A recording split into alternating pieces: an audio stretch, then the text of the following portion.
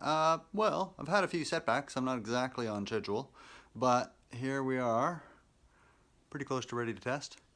Well, we're on our way to test the turbine, middle of a bit of a snow event, and Max, my lovely assistant, and I Hi. are on our way to the creek.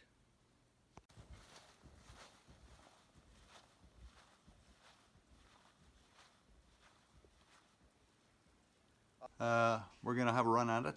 The loads aren't exactly how I want them. Right now it's only able to reach a 60 ohm load, and a little better would have been nice because this is pretty low velocity flow. One of the most interesting things about this turbine is how I've been able to get it to operate very efficiently at very, very low flow velocities.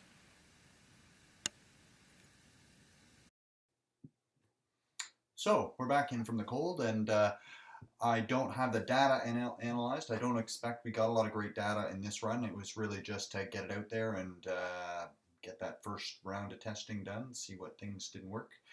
In this case, I don't have quite enough low enough of a load, or I need a little, what's the right word, more resistance. I need a higher resistance element to reduce the load on the turbine so it'll spin more freely.